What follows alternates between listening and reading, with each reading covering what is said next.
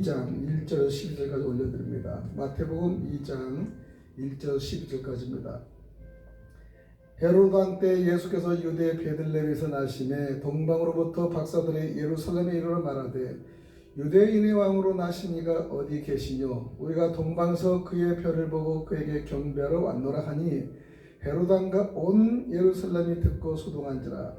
왕이 모든 대제사장과 백성의 서기관들을 모아 그리스도가 어디 선하겠느냐 물으니 가로되 유대 베들레헴이 오니 이는 선지자로 이렇게 기록된 바 또 유대 땅 베들레헴아 너는 유대 고을 중에 가장 작지 아니하도다. 내게서 한 다스리는 자가 나와서 내 백성 이스라엘의 목자가 되리라 하였음이니라. 이에 헤롯이 가만히 박사들을 불러 별이 나타난 때를 자세히 묻고 베들레헴으로 보내며 이르되 가서 아기에 대하여 자세히 알아보고 찾거든 내게 구하여 나도 가서 그에게 경배하가 하라. 박사들이 왕의 말을 듣고 갈새 동방에서 보던 그 별이 문득 앞서 인도하여 가다가 아기 있는 곳 위에 머물러 서는지라. 저희가 별을 보고 가장 크게 기뻐하고 기뻐하더라. 집에 들어가 아기와 그 모친 마리아에 함께 앉는 것을 보고 엎드려 아기께 경배하고 법의 함을 열어 황금과 유황과 몰약을 예물로 드리리라. 꿈에 헤로데게로 돌아가지 말라 지시하심을 받아 다른 길로 고국에 돌아가리라. 할렐루야 아멘. 앞뒤로 우리 좌우로 서로 인사하기 바랍니다. 샬롬. 잠시 기도드립니다. 하나님 아버지 감사합니다. 오늘도 예루살렘의 술렁 온통 술렁거리는 역사에 대해서 귀한 말씀을 선포하고자 합니다. 주님과 함께 해주시고 주님이 저희들의 마음과 심령을 읊어 주옵소서. 그리고 만져 주시옵소서. 동행하여 주옵소서. 예수 이름 받들어 간절히 기도드립나이다. 오늘의 말씀은 마태복음 2장 1절에서 12절까지의 예수님의 귀한 탄생에 대해서 말씀을 드리겠습니다. 제목은 예루살렘이 온통 술렁거렸다. 성탄의 복된 소식으로 지구촌 전체가 복된 계절을 맞이하고 있습니다. 죄와 죽음의 음침한 골짜기에서 신음하는 억조 창생 인류를 구원하기 위해서 하나님의 아들 예수께서 육신을 입고 이 땅 위에 나신 날이기 때문에 이날은 인류 전체를 위한 기쁨의 축제인 동시에 하나님께 영광을 돌리며 찬양을 드려야 할 날이 아니겠습니까? 세상의 즐거움이 아니라 이런 순수한 마음이 있어야 되는 거예요. 그렇기 때문에 첫 번째 성탄을 전하는 천군 천사들이 지극히 높은 곳에서는 하나님께 영광이요 땅에서는 기뻐하심을 입은 사람들 중에 평화라고 노래한 것이 누가복음 2장 1절에 13절 14절까지 있습니다. 땅에서는 기쁨과 평화가 정착되어야 합니다. 일찍이 이사야 선지자와 시편 기자는 만 인간의 구세주로 말씀이 육신이 되어 이 땅에 오시는 메시아가 어떠한 사명으로 오시는가에 대해서 다음과 같이 말씀하십니다. 이사야 61장 3절에는 무릇 시온에서 슬퍼하는 자에게 화관을 줘 그 죄를 대신하며 희락의 기름으로 그 슬픔을 대신하여 찬송의 옷으로 그 근심을 대신하시고 그들로 의의 나무 꽃 여호와의 심으신 바 영광을 나타낼 자라 일컬음을 얻게 하려 하심이라. 이것이 이사야 61장 3절의 말씀이고요. 또 시편 16편의 11절에 보면요. 주께서 생명의 길로 내게 보이시리니 주의 앞에는 기쁨이 충만하고 주의 우편에는 영원한 즐거움이 있나이다. 그런데 지금 이 마태복음에 보면 본문 3절을 볼 때 헤로드 왕과 온 예루살렘이 소동했다고 말씀하고 있습니다. 즉 소동한지라는 것은 헬라어로 타라소인데 술렁거렸다라는 뜻입니다. 타라소 술렁거렸다.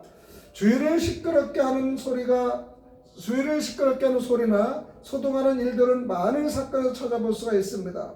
깽가리와 어우러지는 농악소리와 울릴 때나 또한 수산시장에서 입찰할 때 보십시오. 얼마나 요란합니까? 의급한 한자를 신고 다니는 앰뷸런스 소리 정말로 시끄럽죠. 대형 화재를 진압하기 위해서 몰려드는 소방차 소리는 왠지 마음을 흔들어 놓습니다. 가속하던 자동차가 급정거하는 끽 소리 한번 들어보세요. 얼마나 깜짝 놀라고 주위를 깜짝에 놀랍니까? 그런데 딸만 4-5 낳은 가정에서 아들 하나 낳았다는 소식만 들어도요 가족과 친척은 물론 동네가 시끄러워서 어느 집은 현수막을 치는 시골을 봤어요. 또 자기 아들이 잘 돼서 서울대나 의대나 들어가면 판검사나 되면은 술렁거립니다. 그 다음에 또 금메달 따는 선수가 있으면 술렁거립니다. 대단하게 술렁거리죠. 그래서 우리는 이런 여러 나라 이 사건을 보면은 술렁거린 것이 얼마나 많습니까? 본문을 보면은요, 예루살렘의 천지가 소동했다고 합니다. 소동하다는 것은 동사적 의미보다는 뒤흔들다, 흥분케 하다, 괴롭게 하다, 요동케 하다는 뜻입니다.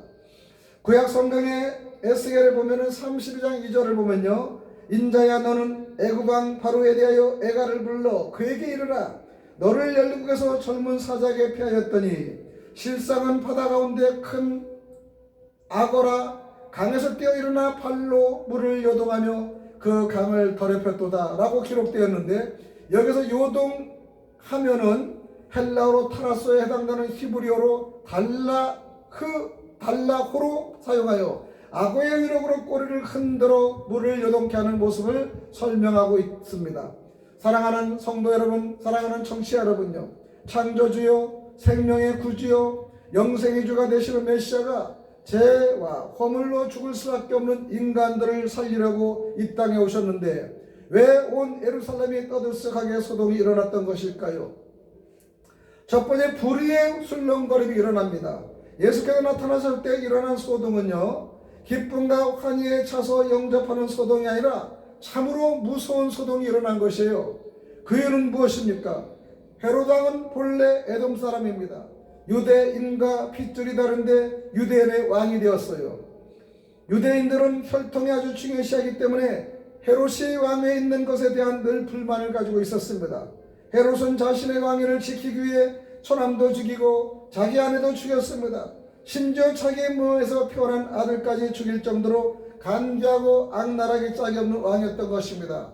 지금 정치는 상당히 매정하고 무섭습니다. 대한민국도 자기 계파 가지면 죽이고, 이용할 때 이용하고, 이용이 없으면 죽는 모습을 많이 보면서 이거는 정치와 그 연관성이 있다고 무식한 국민들도 이해하지 않습니까? 그렇게 정치는 매정하고 무섭습니다.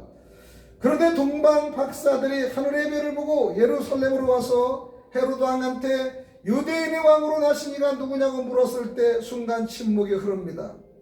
헤롯 왕 입장에서는 내가 유대인이 왕이 아니냐 했겠죠.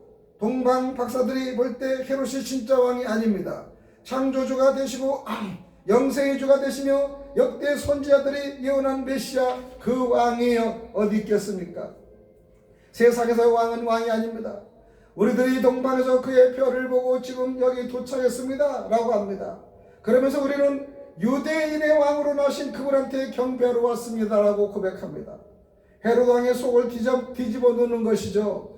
헤롯 왕의 안색이 달라지면서 대제사장, 바리새인, 서기관, 종교 지도자들을 다 불러와서 유대인의 왕이 어디서 났냐고 했느냐고 묻자 그들은 미가 선지자의 예언, 미가서 5장 2절을 말씀을 대줍니다.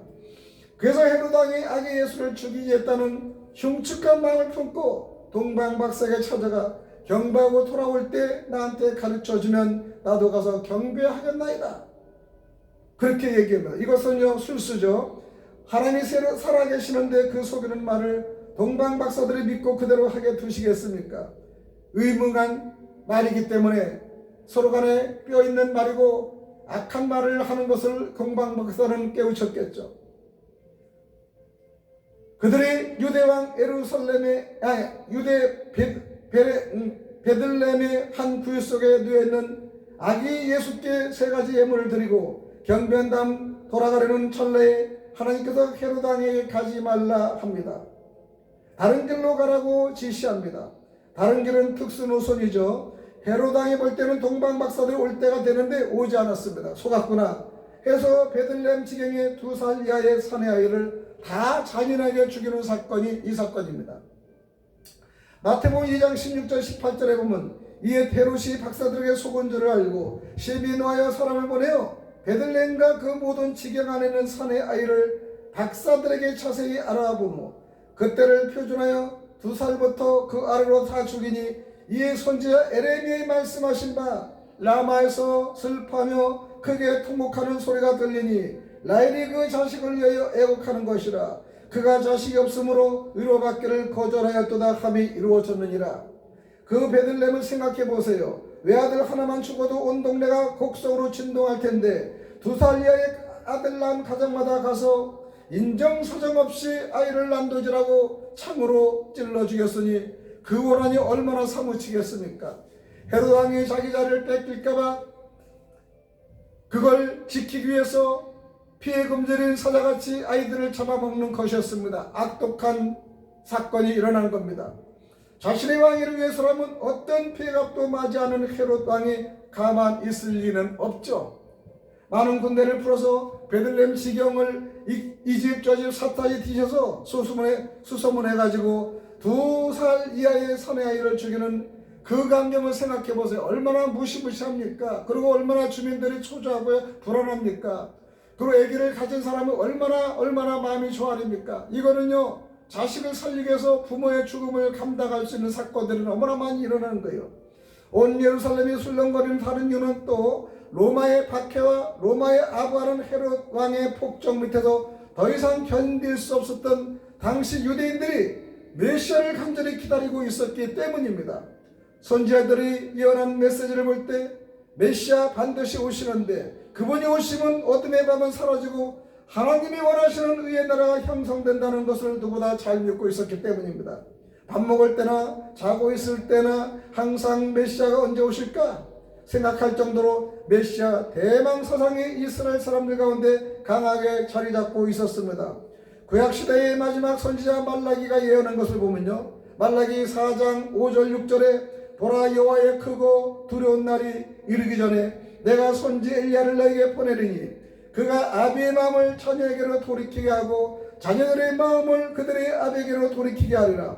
돌이키지 아니하면 두렵건대 내가 와서 저주로 그 땅을 칠까 하노라 하시니라. 예수님 오시기 400년 전에 말라기가 이스라엘 백성에게 그 말씀을 남기고 세상을 떠났습니다. 메시아가 오시기 직전에 엘리야가 먼저 온다는 것이죠. 많은 학자들이 엘리야의 사적을 연구했습니다. 엘리야는 말라기보다 약 450년 전 온 사람이죠. 말라기 이후 예수님 오시기까지의 기간 약 400년을 합하면 엘리야 때부터 예수께서 이 땅에 탄생하실 때까지가 450년, 850년이 됩니다. 그런데 그 엘리야 선지자가 온다는 것입니다. 엘리야가 사명을 다하고 마지막에 약이나 먹고 병 낫기 위해서 치료하다가 무덤에 파묻혔다면 무덤 앞에 가서 언제 무덤이 빠지게나 하고 전 이스라엘 백성이 기다렸을 것입니다. 그런데 열왕기하 2장 11절의 말씀 보면 불말과 불수레가 내려와서 하나님의 권능의 바람으로 엘리야를 영육간에 하늘나라로 데리고 올라가서 이 땅에 있지 않습니다 라고 이 성경이 기록되어 있잖아요. 이스라엘 백성이 메시아를 기다리며 메시아 오시기 직전에 엘리야가 먼저 와야 된다고 말라기가 예언했기 때문에 먼저 엘리야를 기다리는 것입니다. 그렇게 100년이 가고 200년이 가고 300년 400년이 지나도 오지 않은 것입니다. 그런데 세례요한이 광야에서 메뚜기와 석청을 먹으면서 이스라엘을 향해서 준엄한 심판의 말씀을 합니다. 회개하라 천국이 가까우느니라 하면서 이미 도끼가 나무불에 놓였으니 좋은 열매 맺지 아니하는 나무마다 찍어 불에 던지라고 합니다. 이것이 마태복음 2장 3장 2절 10절이죠. 예수님 오시기 전에 엘리야가 온다고 했기 때문에 엘리야가 와야만이 예수님 오시는데 누가복음 1장 17절 말씀을 보면은 말라기 예언대로 세례 요한이 엘리야의 신령과 능력을 가지고 왔다고 기록되어 있습니다.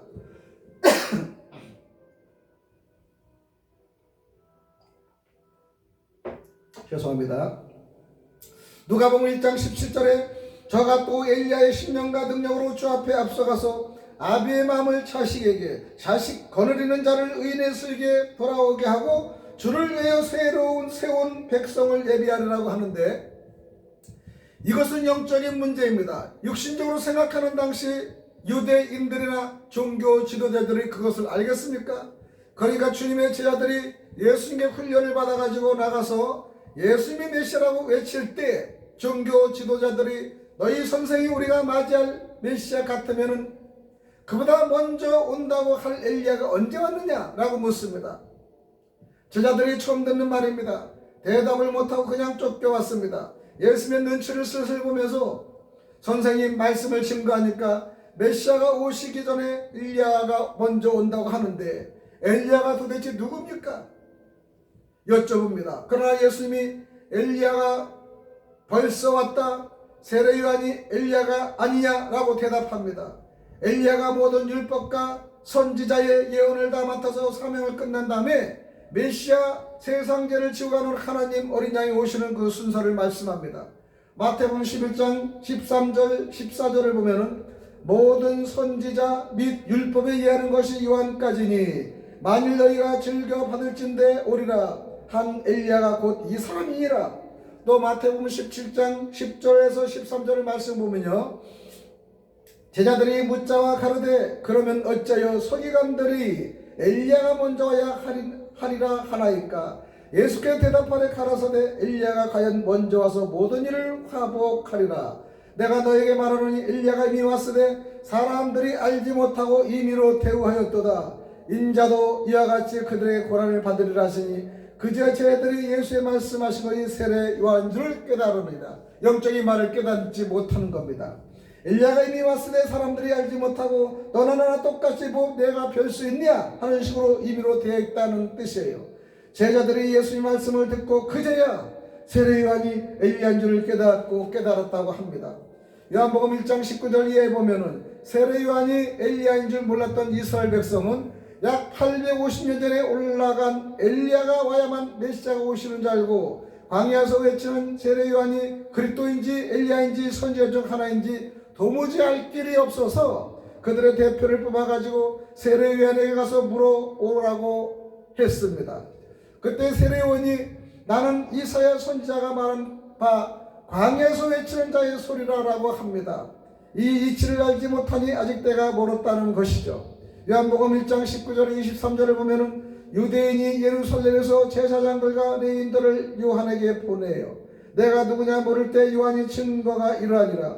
요한이 드러내어 말하고 숨기지 아니하니 드러내는 하는 말이 나는 그리스도가 아니라 한데 또 묻되 그러면 무엇 내가 엘리사냐 가로되 나는 아니라.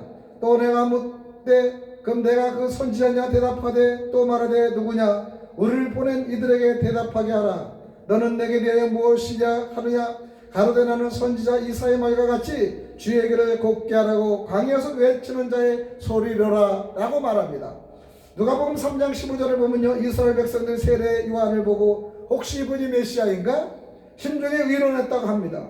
세례 요한이 위대하기 때문에 오신다고 한 그리스도가 아닌가 심중에 의논한 정도였던 것이죠.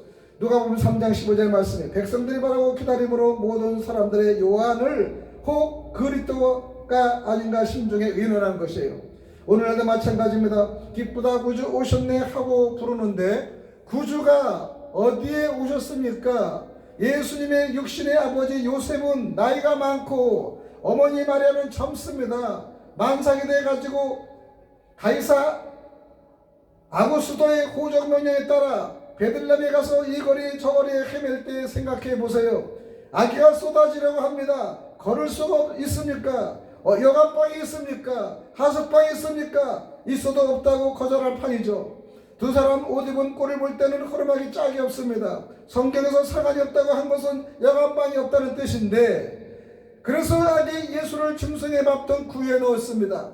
2000년 전에 이스라엘 백성의 무지에서 아기 예수를 맞이하지 못하고 하나님을 짐승 밥통에다가 놓았는데 기쁘다 구주 오셨네 한다는 것은 뜻을 깨닫고 보면 말도 안 되는 이야기가 아니겠습니까? 우리가 모르고 그렇게 불렀다면 용서해달라고 믿음으로 메시아 되시는 예수님 이 내 마음에 탄생하시기를 바라고 기도해야 되지 않겠습니까? 방이 있냐고 묻는다면 내 마음을 여간 삼아서 여기 들어오시기 바랍니다 하는 믿음으로 기쁘다 구주 오셨네 라고 해야 되지 않습니까? 요한복음 1장 11절의 말씀처럼 자기 땅에 매 자기 백성이 영접치 않겠다고 하고 그러한 입장이 있으면 되겠냐는 말입니다.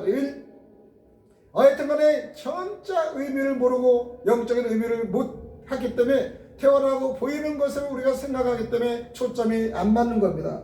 아무리 예수님이 베들레헴에 1000번 만번 탄생하여도 우리의 마음 가운데 한 번 탄생 못한다면 우리는 영적으로 순간 이방인이 된다는 사실을 깨달아야 됩니다. 또 예루살렘에는 기쁨이 술렁거렸습니다. 아기 예수가 나심으로 베들레헴을 중심한 온 유대 땅에 술렁거리기 시작합니다. 예수님의 소동 대사입니다. 하나님의 사람이 되어 인간들에게 오셨기 때문에 술렁거릴 수밖에 없죠. 사람이 죄 지은 것을 해결하기 위해서 오셨습니다.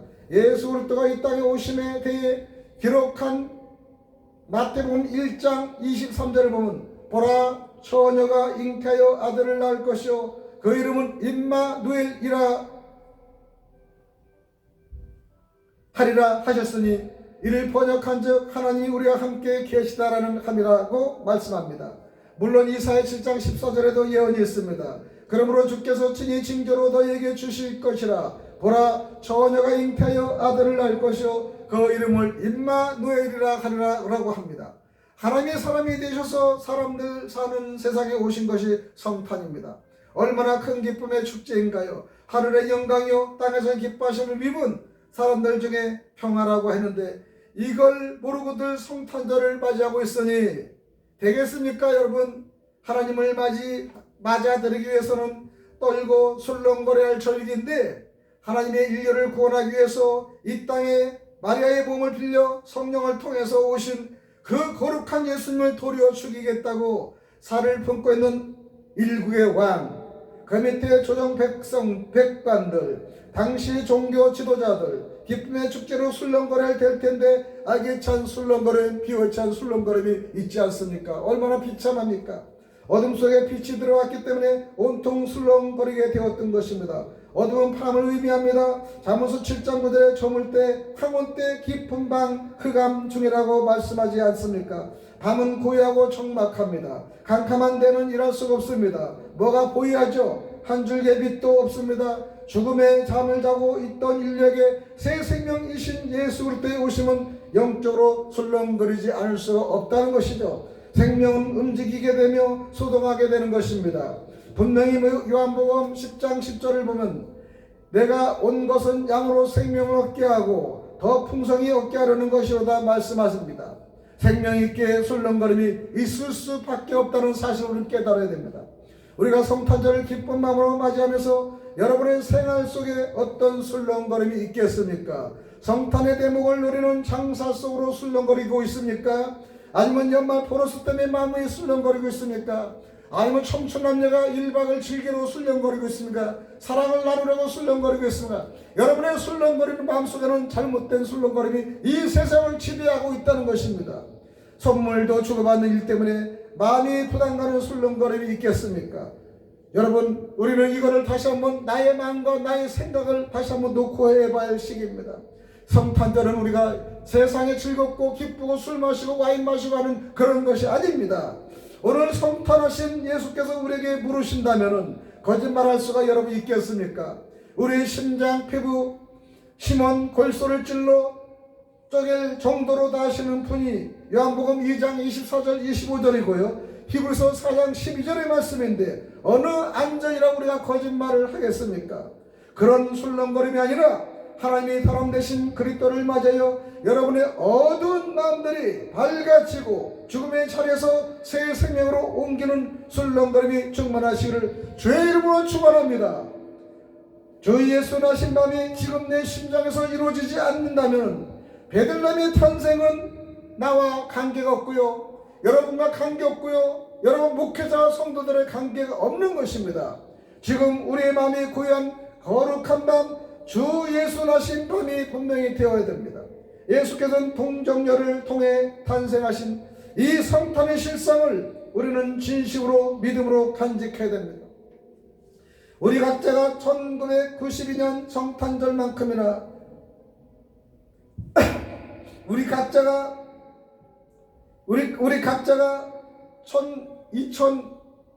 2023년도죠. 22년도의 성탄절만큼 내 마음에 꼭 성탄을 여러분 준비하시기 바랍니다. 여러분 성탄은요 이제는 작년의 성탄이라 올해 성탄은 여러분 이미지와 여러분 체계가 바뀌어야 됩니다. 맞이하는 자세가 바뀌어야 된다는 것입니다. 우리는 선물 주고 공사하며 놀고 배부르고 먹고 즐기는 것이 아니고 교회 가면 예물을 주고 그 다음에 기쁨을 주고 선물을 주고 윷놀이를 하는 그것이 아니라 오직 예수의 탄생에 우리가 기뻐하며 우리의 구원함을 기뻐하며 그 예수를 보낸 아버지의 마음을 우리가 읽어야 될 것입니다. 하나님의 영광과 인간 세계의 평화는 교회가 모든 백성 앞에 제시되어야 된다는 것이죠. 영예로운 사명입니다. 교회는 하나님의 영광이요 그 다음에 인간의 우리가 평화를 생산하는 위대한 산실이 되어야 합니다. 누가복음 2장 11절 보면 오늘날 다윗의 동네에 너희를 위하여 구주가 나셨으니 곧 그리스도 주시리라고 말씀하십니다.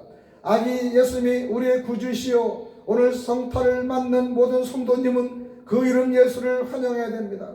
자기 백성을 죄악에서 건져야 됩니다. 구원한다는 것은 예수님의 이름의 뜻이 뭔지를 모르고 기쁘다 꾸짖으소서라고 부르면 되겠습니까?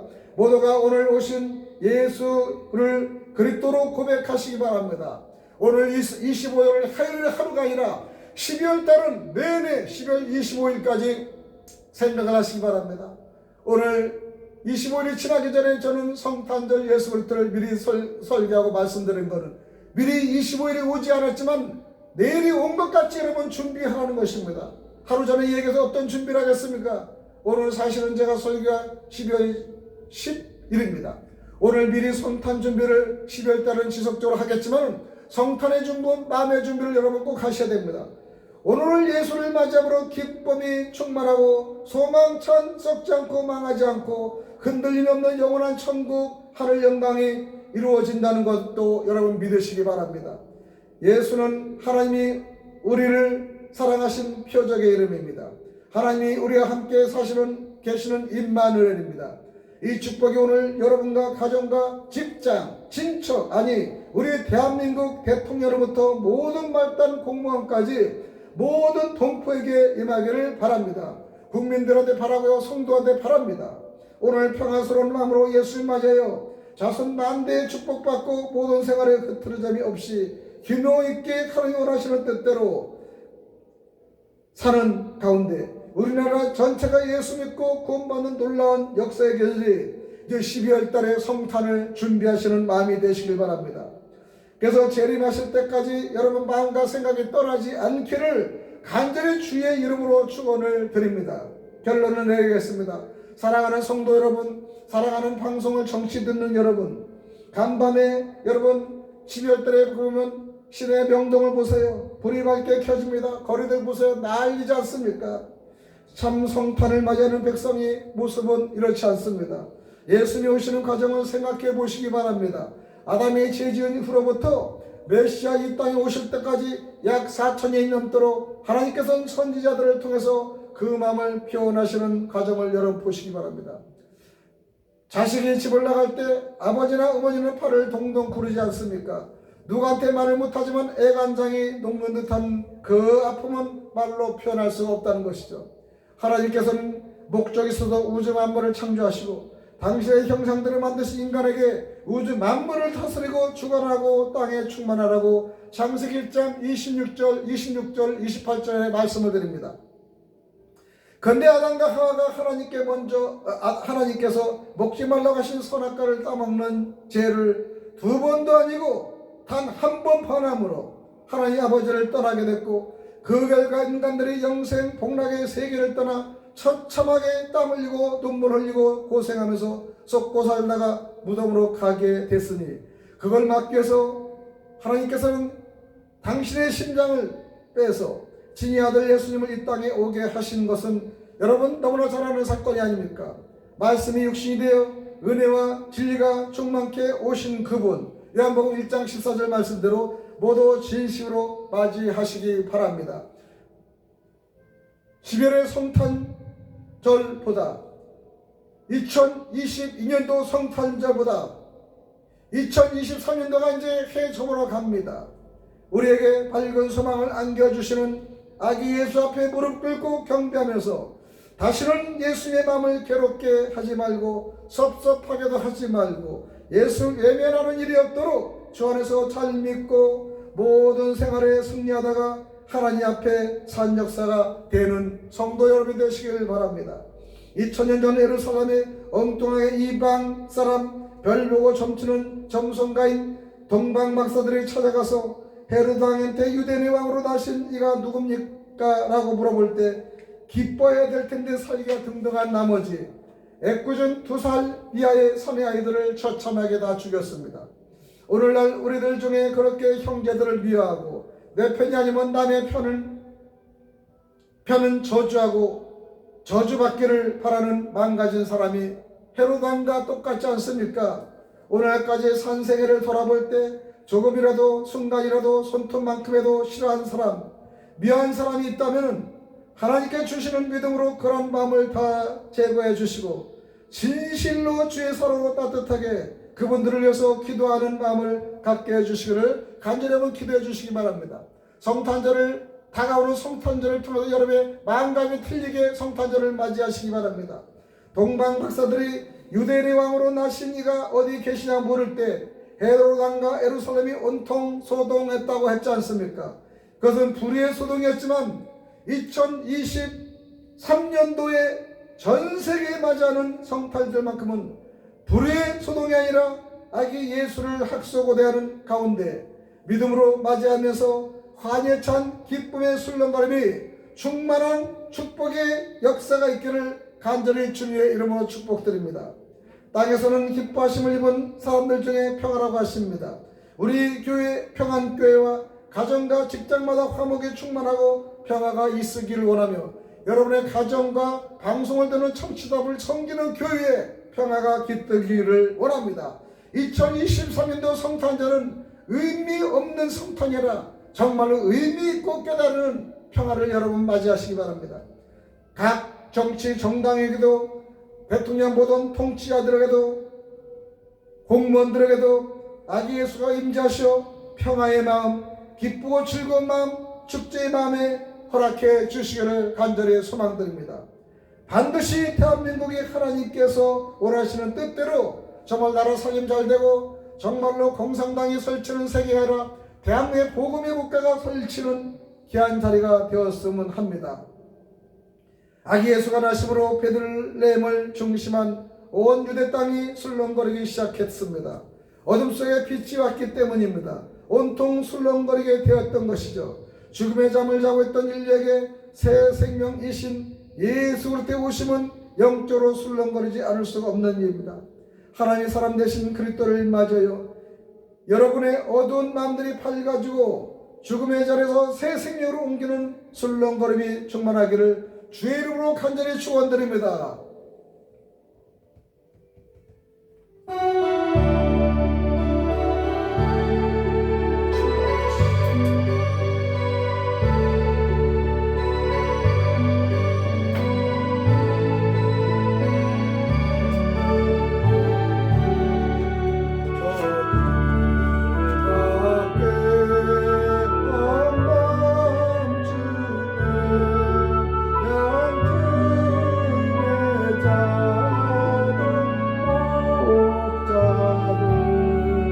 전사